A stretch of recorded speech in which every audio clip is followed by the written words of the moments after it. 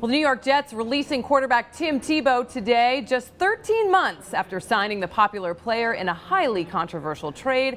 WSJ sports reporter Mike Sielski joins us now with more details. Mike, thanks for being here.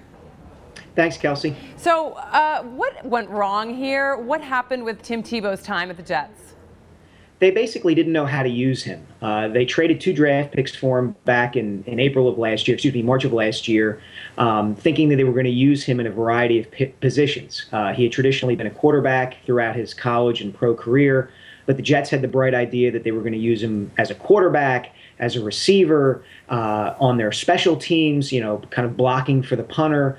And as it turned out, they really didn't know what to do with him. He didn't get along. By the end of the season, he and the team's offensive coordinator, Tony Sparano, really weren't seeing eye to eye. Sparano really didn't know what to do with him, wasn't creative enough to know how to use him. And as of this morning, the Jets had 6 quarterbacks on their roster, which is an awful lot of quarterbacks. Yeah. So somebody had to go, and Tim was the first one to go. So is it safe to say that he wasn't really given a chance to show what he could do for the Jets? I think that's fair to say. The problem is that Tebow's style of play, the way he plays quarterback, is so different from just about everybody else in the National Football League that any team that acquired him was going to have to revamp its entire offense to kind of cater to his skills. He's a very good runner. He's not a particularly great reader of defenses, which is kind of an essential part of the job of NFL quarterback, is to know what a defense is doing. He's not quite as skilled in that area of the game. So if he was going to get a shot with the Jets, they were going to have to completely change their offense, and they weren't willing to do that. So is there any place to place blame here, or is that not really worth doing at this point? I mean, obviously this quarterback had some success with the Broncos, came to New York, wasn't really able to shine, as you said. So who's to blame in this situation?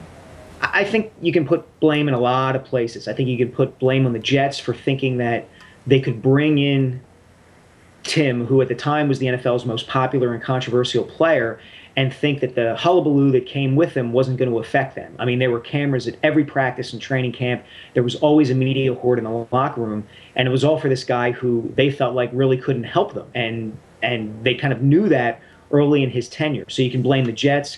You can blame Tim to a certain extent for not having the requisite skills to be a conventional NFL quarterback and to make it easier on himself to stay in the league. I mean, his future is uncertain at this point.